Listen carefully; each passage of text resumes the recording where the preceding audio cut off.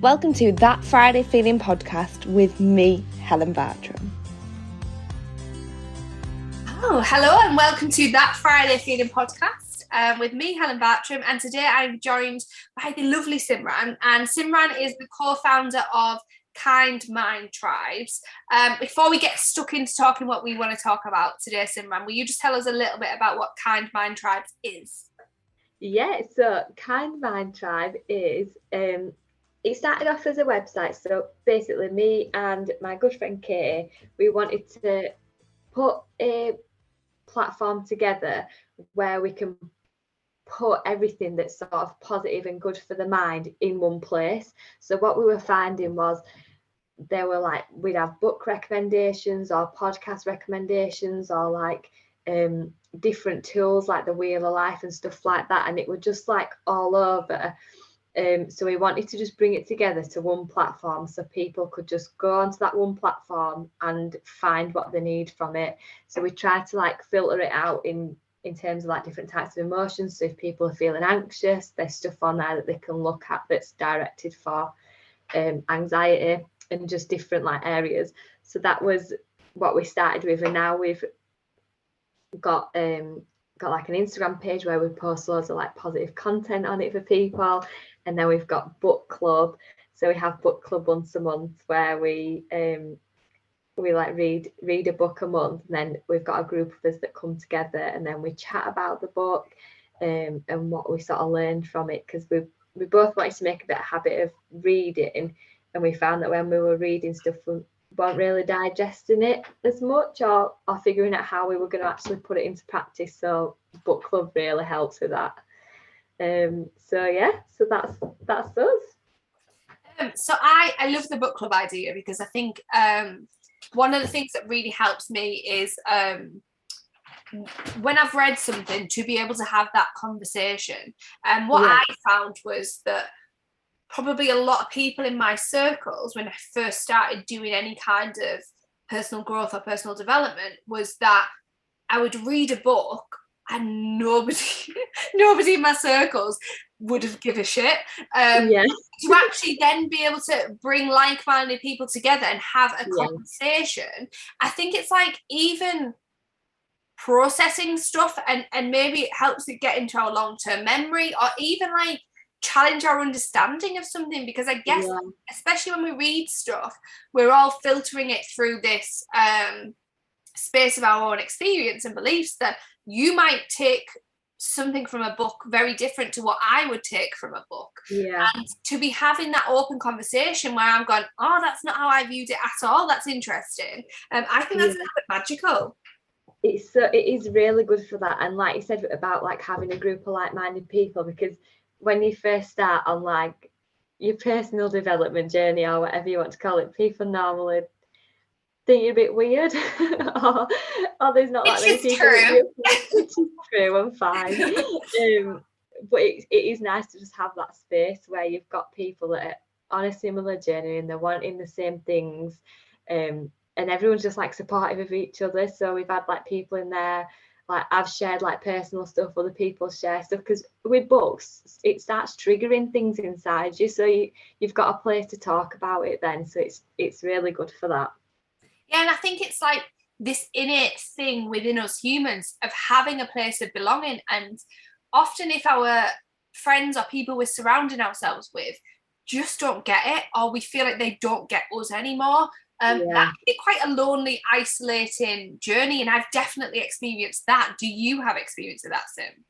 Yeah, definitely. I think, like we said before about people maybe thinking a bit weird and things like that, and I think it can be quite lonely because you're sort of just going on your own self-discovery journey, and you don't always have people to like talk to about it that are sort of into the same area or have read similar books and stuff.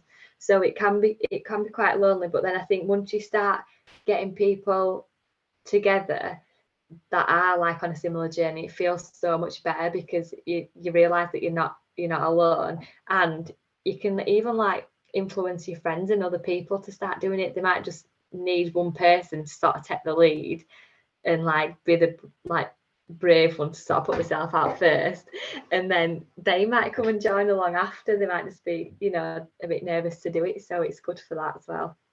Yeah, and I think it's interesting, because I think the more, in my experience, the more I have invested in personal development and excuse me, I'm choking here, and growth, people have got curious. Now, yes, there is people that go, yeah, she's a fucking weirdo.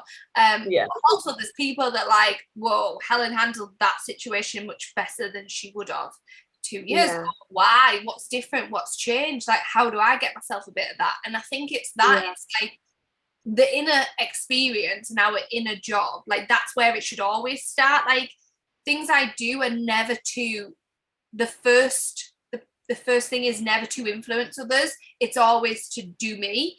And if byproducts that influences other people and gets other people curious, then I'm cool with that. But I think it's right. I think what you're saying is valid. Yeah, it can be difficult sometimes when, you know, like when you are in that place where you do feel like a bit alone. But then, that's why we wanted to do like book club and join different like courses and stuff like that. And then you start finding people that are like similar. And then you're like, oh, okay, it's not just me. It makes sense. Then you can have them like open conversation. I think if you meet someone like through like the personal development world, I feel like you already like have an understanding of what journey you're on, and you naturally have like more deeper and in-depth conversations, you know, than you would with like someone else. So it's like that understanding's already there, and then you just build on it. It's that instant connection, and you've got that commonality, and something us humans automatically do for when we meet somebody. The first thing that we do, and it's at a subconscious level, is we look for ways in which we are alike or ways in which we are not alike, and that will help us determine, is this person a threat to me?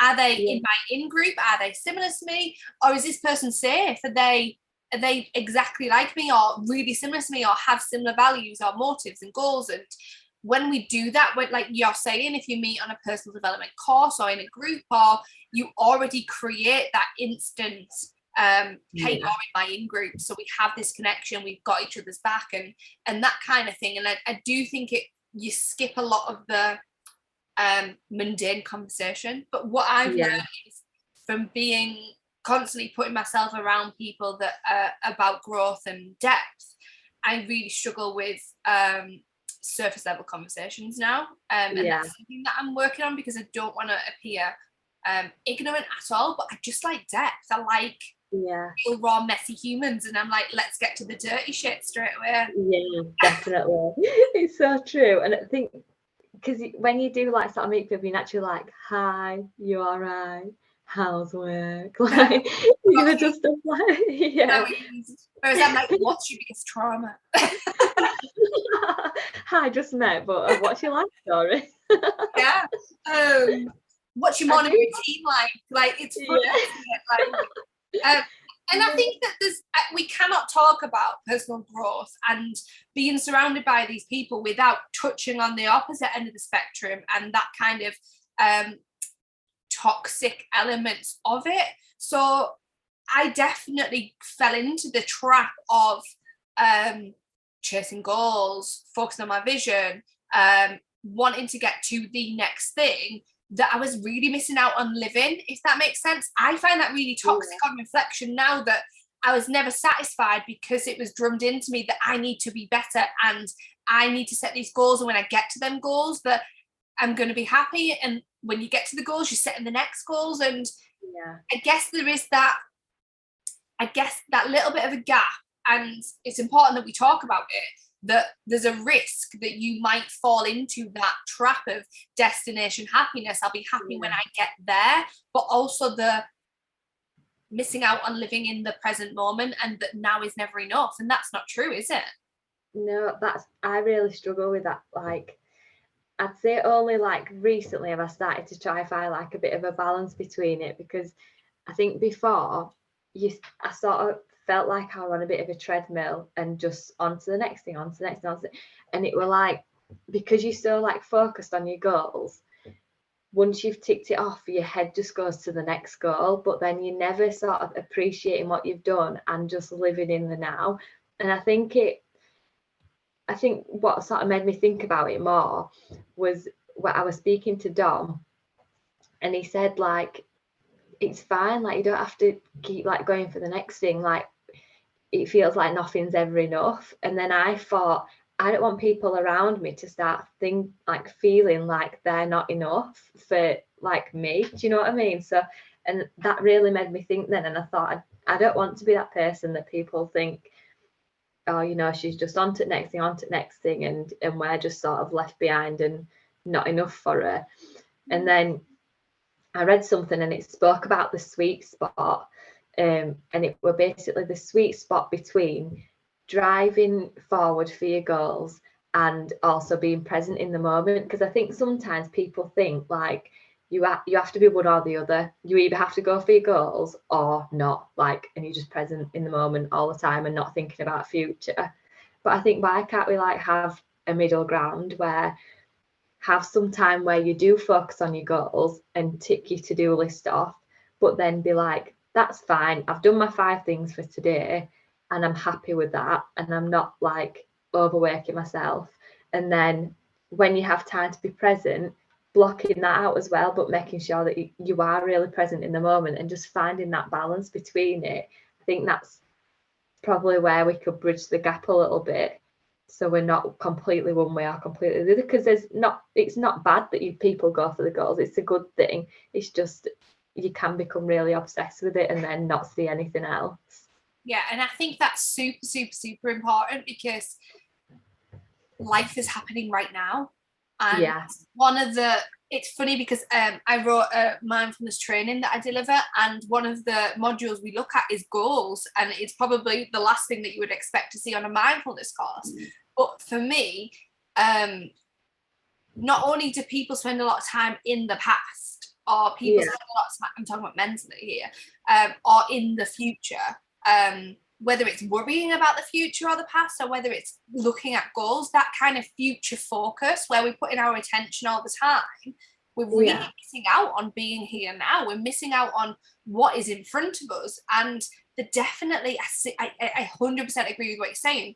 There has to be that balance between working towards our goals, but being really present too. And maybe it's a societal thing that we've been led to believe that we have to be in a box, and I'm the type of person who wants to burn the boxes, because I'm like, all of this can be true at the same time. Don't misbelieve us, don't mislead us, should I say, to believe that this can't happen, because I can still be driven, determined, ambitious, and going after my goals because they're important to me, but still be present too, and still enjoy the journey. And we hear so much of it, talking about enjoying the journey, and it didn't really make sense to me until I realized I was doing exactly what you've just described, and on to the next goal, not even celebrating when I'd achieved the goal, not even asked, because I was like, this isn't enough, what's the next goal, how do I get bigger, how do I get better? And the last thing I want is for anybody to fall into the personal development world and feel like they are not enough, or that they need to be better. And again, the same as with goals and where our attention's going, in terms of being a person, all of this can exist. You can be enough right now exactly as you are, and still want to grow and improve yourself. Does that make sense? Yeah, definitely. It reminds me of something I read. It must have been a couple of months ago, and it said, I can't remember which book it was, but it said that it was like telling a story about this guy, and it said that he's basically like a really good runner. So he runs like marathons, and he sort of like, he just runs every day. And then it said that he sort of said, I'm running every day so I can make my life longer.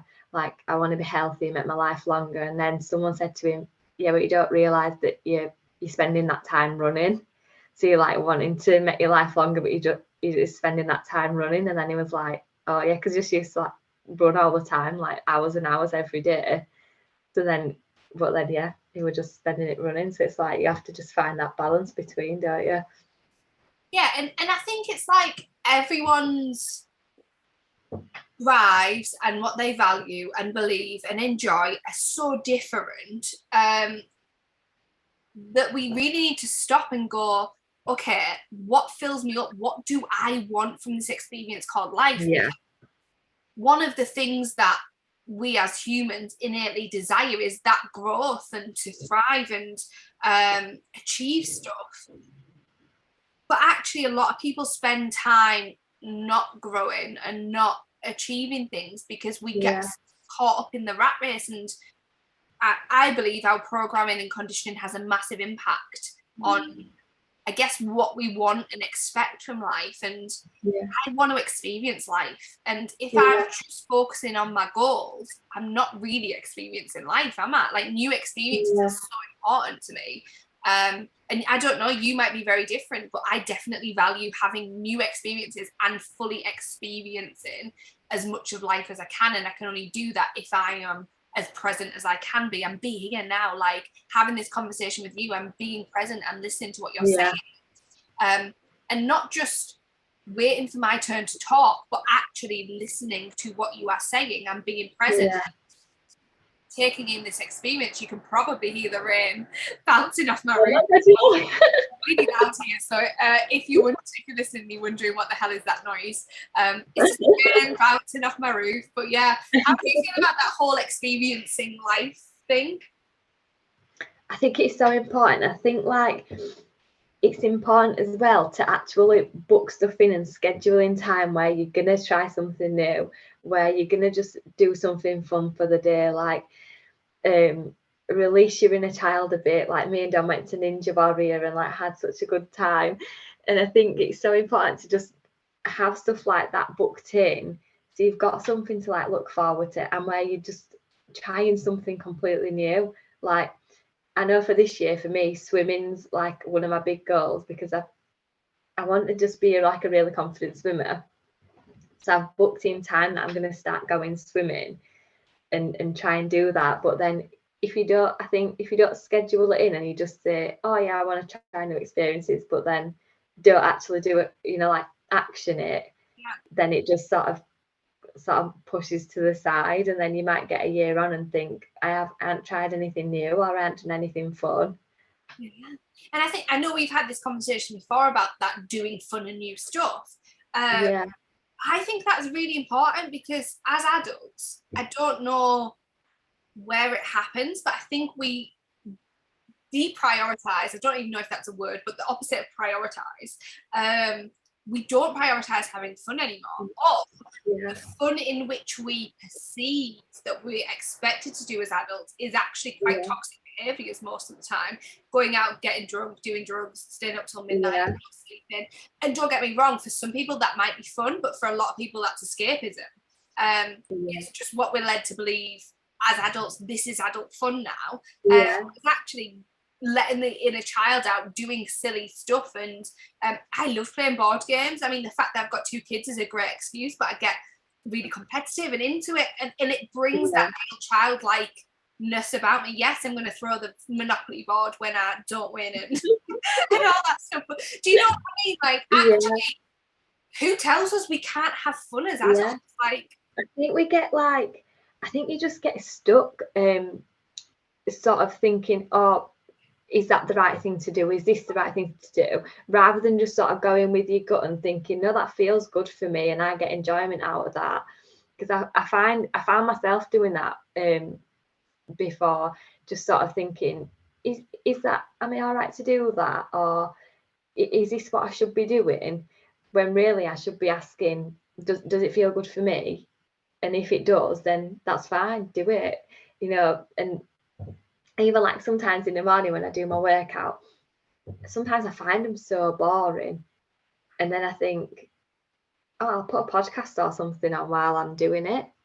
And then in my head I was thinking, should I be doing that? Or should I just be focusing on the podcast, or just be focusing on my workout? And then, but actually I found that when I've got the podcast on in the background, I feel like I work out better. I don't know if it's like because it's a distraction from what I'm actually doing. I don't know. But then I started thinking, well, Sim, if it feels good, just do it. Like, it's fine. but you do find that you just sort of put yourself in a box. I know Dom's got me back into like gaming and stuff. I used to play like Crash Bandicoot and Spyro and all that. I love it. And then I didn't play it for ages. And then when I first got with Dom and he were like, had his PlayStation stuff, like I used to think, oh my God, that's so childish, like he's playing on his PlayStation. And then afterwards, I found it like so enjoyable. Like I got my old games back on it and started playing them. And then I thought, it doesn't matter, like it might be childish, but so what? Like we're having so much fun, and now we play on Switch and all sorts. And then, but I think people just like think, oh, that's like for kids, and just stop doing it, when actually like you can have so much fun yourself. Yeah, and like it feels good. Like I'm a much better adult when I've had fun. Like I can interact with people better. I'm a much better parent. And it's funny because I done the Wheel of Life exercise probably about 4 years ago now, and fun was my lowest score. I think my fun score was like 0 or 1 because I wasn't having fun. I was like at uni, I was setting up business, I was focused on personal development, focused on income, that I totally forgot to have fun. And then I thought, fuck, I don't even know what fun is. I don't even know what feels fun to me anymore. But it was just that. It was like, okay, what did I enjoy doing as a kid? Is that still fun for me? And through new experiences, we discover what we find fun and what we really don't find fun. But I think it's cool. And I think, like, who gets to make the rules? Like, if something feels right for you, who's anyone to tell us that that's not okay? Fucking hell. When you sort of like do get focused on your goals and stuff like that, then you think like, I used to think, having fun or whatever, it's a waste of my time because I need to be focusing on doing my goals. Like, how silly is that? And then I remember when you taught me to, because I work well with like lists and ticking things off, like that is me. You know, that is like for me. I love all that. So then starting to put like goals that are focused on family, on my relationship, on having fun, that felt good, because then on the days like on a Saturday, if me and Dom went to the arcades, or if I went to B&M or something like that, which is fun, I mean, for me, it's probably not fun for anyone else. Not my idea of fun, by the way. Just to anyone listening, define what fun means to you, because going to B&M isn't fun for me. Equally, what I do for fun, Simran might not find fun too. But yeah, so taking, and then on a Saturday, if I were doing that, I'd be like, oh my God, I'm just wasting my time. Like, I should be like ticking my goals off. But then putting it actually on my goals, and then I'm thinking, oh, it's fine, and like I'm working towards what I want. But then it's not just like material goals, it's actual like life goals, that you want to have fun, you want to spend time with your family, you want to be present in them conversations. Like, that's all stuff to strive for as well. And I think we forget that sometimes. Oh, 100%. And not once in my personal development journey did anyone say put goals down that were about experience and fun. And I think and I remember us having that conversation, and I came off that call with you and I was like, okay, like that was just another little reminder to me, because I find that helpful too. I find it helpful too, and it might sound bonkers to people listening, because people might naturally already have fun on the daily. But if you are transitioning from a place of that serious adulthoodness into how can I have more fun, including it in your goals seemed to like tick the box for me, because it made me feel like I'd achieved something, and the byproduct of ticking a goal off was I actually felt incredible and I'd had fun. Like, it wasn't a graft, it was actually really enjoyable. And now I've got to the point where I don't necessarily schedule fun on my goals. Fun is my attitude to life, everything else is a byproduct, if that makes sense. But I've had to do a full 360, like every day. I don't want to take myself too seriously, and I'd done a little video to this. Can't get my freaking words out. I'd done a video this week on my socials about Monday mornings I do yoga, mindfulness, meditation with toddlers, and that is the number one thing that keeps me taking that fun, light-hearted, curious, innocent attitude and energy into the week, because if ever there was a point I'd slipped into serious adulthood, there's no way you can do like any work with toddlers in that serious adulthood mode. Like, you've got to get down and into that space with them, and get childlike, and that's gorgeous for me, because every single week I have that reminder to make sure I have fun this week. Yeah, it's so true, but you can't just forget it. And I think like it's so like interlinked with like your happiness as well. If you're not doing things that are making you feel happy and lighting you up, then you're not going to feel happy, are you? And then I feel like as people get like older, I was listening to a podcast this morning, and it was saying that people usually sort of start off in the childhood like really, really happy, and then it slowly starts going down until like their 40s, 50s, and then it might start going up a little bit at the end. But then I think, is that because we lose that in a child? Is that because we stop focusing on what like lights us up and what makes us have fun? Because as a kid, you're just focusing on what's fun. Do you know, what can I play today? You know, what can I do today? And then you just that's the daily goal, isn't it? As a child, it's like my daily goal is, how much of a crack on can I have? Like, what can I do today that's fun? And you're right. And I think that's definitely an element of it. I've never heard that before, so that's interesting. But I think also the other thing that probably would tie in with actually caring what people think, like when you said about you can't play computer games because that's childish. Yes, somewhere from childhood into adulthood, them teen years are savage, by the way. But we develop so much pressure for like, I have to behave this way to be accepted in my tribe. I have to behave this way because otherwise it's so uncool. And actually, towards the end of life, we probably get to that attitude like, I don't give a shit what people think anymore. We only live once. Me and Dom talk about like teenage years all the time, because it's just such a funny time at high school, don't you think? When like you're sort of forced into a group with people that you probably wouldn't really get on with it, like as you get older anyway. You've got different personalities, but then if you're not in a group, you'd be left out. You might start getting bullied, so then you have to sort of force your way into like the group by pretending that you enjoy things that are like like them. I think I used to pretend that I liked like like proper housey music when I don't, you know what I mean? So it's like, it's stuff like that. But then it's nice as you start getting older, and now like you're not having to force your way into like them boxes in school anymore. You just are the person that you are, and that's fine. But it is really hard, like when you are going through high school, because you don't want to be left out, but then you're having to like pretend you like stuff that you don't like to just fit into a group. And then it's like, I can't remember what I really like anymore and what I'm pretending I like. And the funny thing is, this must create some kind of deep belief about like who we actually are at the core of it isn't enough. And then I guess how the personal development world can be a bit toxic and reaffirm that, because you are not enough now because you need to be better. Get up every day and be better, and all that shit that's drummed into you. And actually, who you are at the core of you is always enough. Yes, you can improve. Yes, you can be better. Yes, you can upskill and all that jazz. But actually, who you are is enough.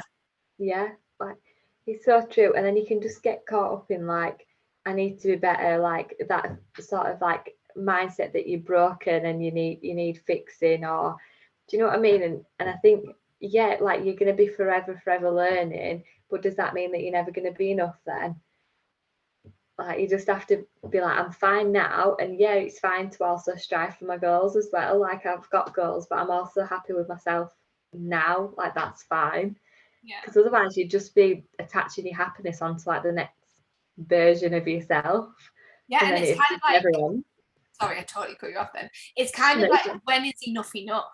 Like, if I had the attitude that right now I'm not good enough, but I'm working on myself and I'm going to be better. Like, at what point would I ever stop and go, okay, I'm finally enough? Because I don't believe that to be a thing. No. We have to be enough now and work on being better and growing. We cannot feel inadequate and know that growth and personal development and upskilling will make us feel enough. We have to learn to feel enough and the opposite. Yeah, no, definitely. Awesome. I feel like we've like totally just gone off on a bit of a rampage. Is there anything else that you kind of want to add into about finding this balance between goals, having enough, being enough? I don't know, like, what's going on? I think the thing that I think what I find easiest to sort of like, because you read like books and about like goals and you sort of hear stuff, and then the thing that I used to struggle with is, right, well, how do I actually practically put that into my life? Because then there's sometimes a bit of a gap in there. Like you'll read stuff about you need to strive for your goals, but you need to be present, but you need to do this and you need to do that, and then you think, well, how does that look day to day? Like how do I do that every day? And I think that bit I found for me is like routine really helps, and like scheduling stuff in. So in the morning I'll make time for myself where I do a workout and I meditate, and then I feel like I've sort of built my walls for the day and I've poured into myself before I start waking up and just giving to other people. Like I need to fill myself up first. So I feel like having that like power hour in the morning, which is just for me, and I wake up early and then I can sort of feel like I've done something for myself and like primed myself for the day, if that makes sense. And then I go out and I feel ready for the day. Whereas on days, if I've got up late or I've like got a meeting earlier than usual and I just wake up and have a shower and go out, I feel all like, oh God, I don't feel like ready and I feel like, like just not settled. Yeah. So I feel like that's like a good way in the morning to just give yourself that time, figure out what you're going to do for the day and like set your intentions and just have some time for yourself.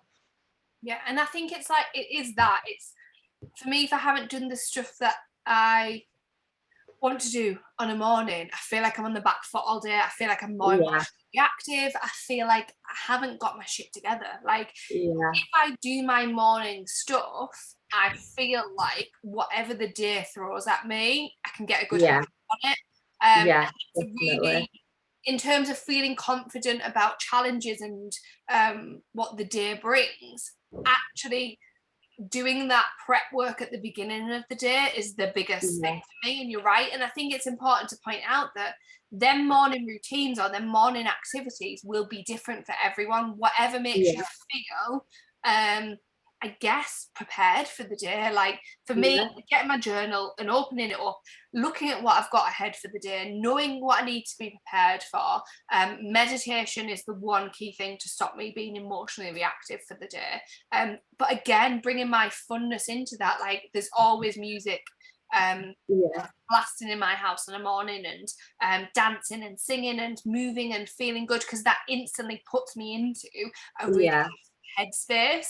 And I think anybody who struggles with like kind of anxiety and dread for the day ahead, finding stuff like feel good music that is going to lift your spirits and moving your body, like you were saying, will reduce them stress hormone levels and increase your feel good hormone levels.